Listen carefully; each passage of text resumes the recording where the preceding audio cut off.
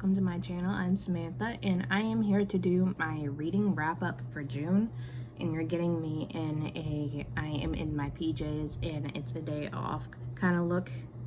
It's July 4th when I'm recording this, and I have a day off that's not a weekend and I can't be bothered to get dressed, so you're gonna just get this mess. So for June, I'm just gonna go quickly over my stats for the month.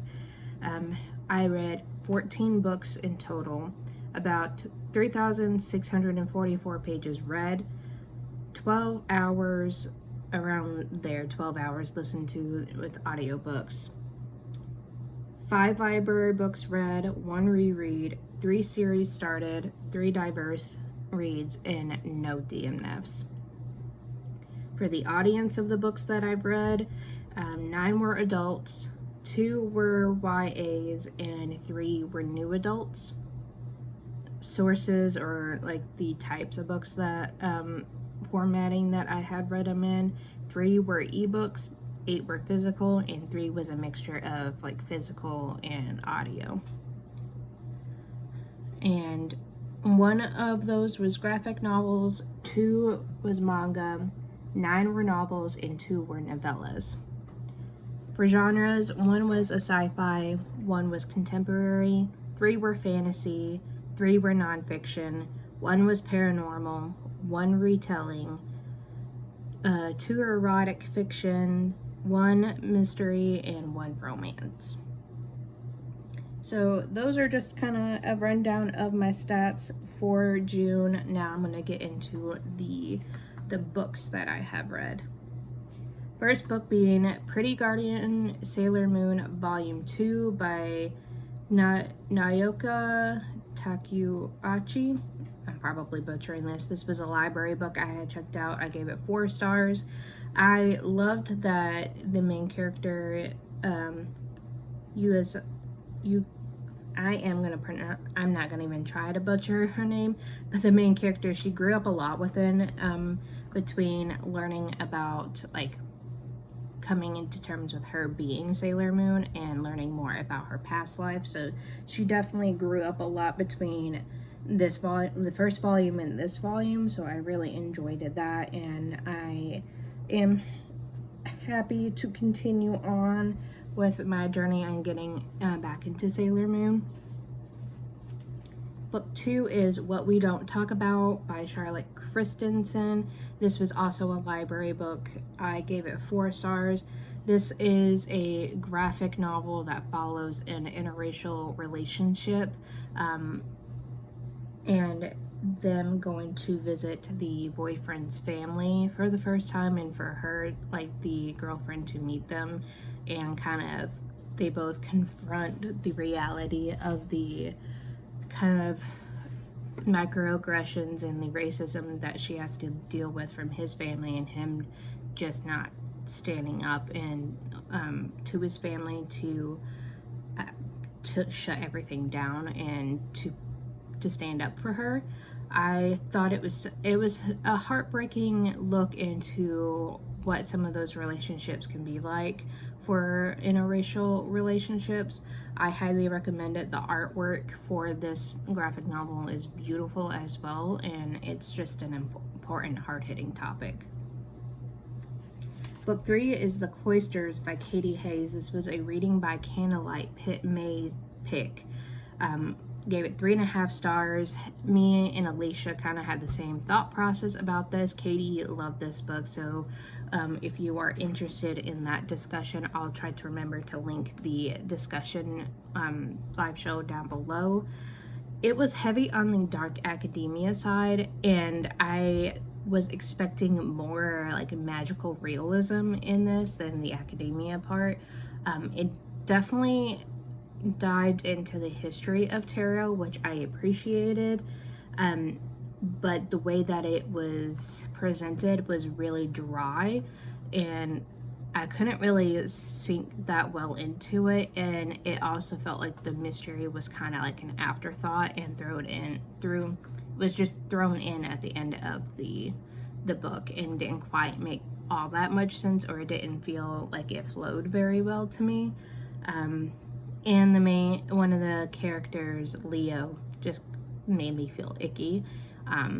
So that was another thing that, I guess it was good on the author's part for making a character that just kind of was believable enough to kind of give me that reaction. So I definitely give her that part.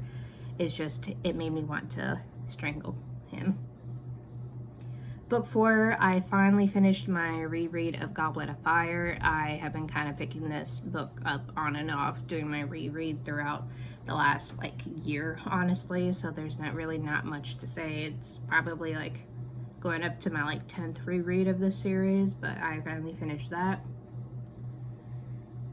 Book 5 is Serpent's Kiss by Melissa Dela Cruz. This was a pick for the So Mote It Be book club. We are supposed to have our discussion for this book club as I'm recording this the Sunday after. So probably by the time I get this video released, we would have already had that discussion, and I'll also try to remember to link it down below. This is the book 2 in the Beauchamp family series, where you're following the 3 Beauchamp women, Freya, Ingrid, and I am blanking on the mother's name, but you're following them as they are having to deal with having a limited access to their magic, or they're really technically not supposed to use their magic, and kind of just picks off from there. I gave it 4.5 stars. I really enjoyed it. It did leave off on a big cliffhanger at the end of the book. So I'm really anxious to get into Winds of Salem for the August pick, or not August, but for July's pick. So I really enjoyed that, and this book does lean heavily into Norse mythology, along with the mythology that she kind of created in the Blue Blood series with the fallen angels and vampires and things like that. So I highly recommend it. Book 6 was Stoneheart by Katie Roberts. I read this for the Pegasaurus Readathon, and this was a Kindle Unlimited book. This is part of the Dark Olympus series. It's a novella in that. I gave it 4 stars, and it follows a relationship between Medusa and Calypso. I really enjoyed it. It was a sapphic romance erotica. I love how the sweet romance kind of built in this one. Even with it being a novella, I felt it was handled really well. It didn't rush into it. It was kind of a slow burn for this type of romance. I actually honestly wish it was a little bit longer so I had more of a backstory for Medusa and Calypso, but I really did enjoy this, and I highly recommend it. Book 7 is It Happened One Summer by Tessa Bailey. This was the June pick for Reading by Candlelight, which we're supposed to have the discussion on the 15th of July. I originally had gotten a NetGalley arc for this book a couple of years ago, and obviously didn't get around until now to read it, but I really enjoyed it. I gave it 4 stars. The relationship really kind of reminded me of how mine and Jordan's relationship is, with just the humor and the protectiveness of the love interest really reminded me of him. And this is part of the Ballinger sisters series, or duology. I'm not too sure how long of a series it's going to be, but I'm interested in picking up book 2 and seeing it, how the sister, how her relationship goes. Book 8 is Oh My Goddess, Wrong Number, Volume 1 by Kozuki Fujishima. This was a tarot TBR pick. I also read it for the Witchathon Lilith week-long round, and all these books I had counted towards the camp season-a-thon readathon that was being held as well. I gave it 3.5 stars. The storyline is really cute and really funny. I can definitely see myself continuing on with this series to see how it goes. 9, Bears for the Night by Katie Robert. This was also a Kindle Unlimited book. I read it for the Lilith round of Witchathon. I gave it 3.5 stars. This was the kind of prequel novella for this series. Theirs for the Night series, or I think it's really the Thalia Dynasty series by her.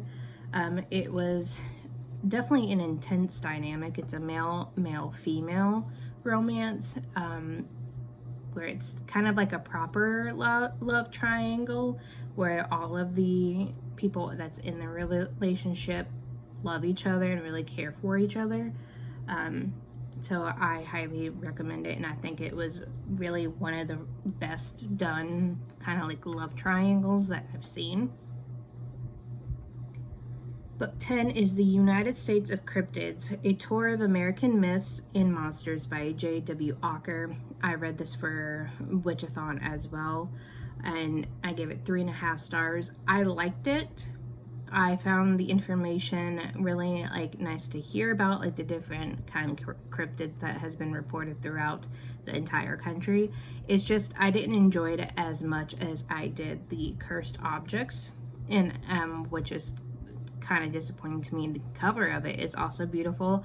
I think I was just coming off that high from reading cursed objects to it kind of falling. So I do recommend it, especially if you're one into cryptids. It's just, it did fall a little flat for me. 11 is Unraveling. What I learned about life while shearing sheep, dyeing wool, and making the world's ugliest sweater by Peggy Orenstein. I gave this 3.5 stars. The information that she had provided about how each process was done was good.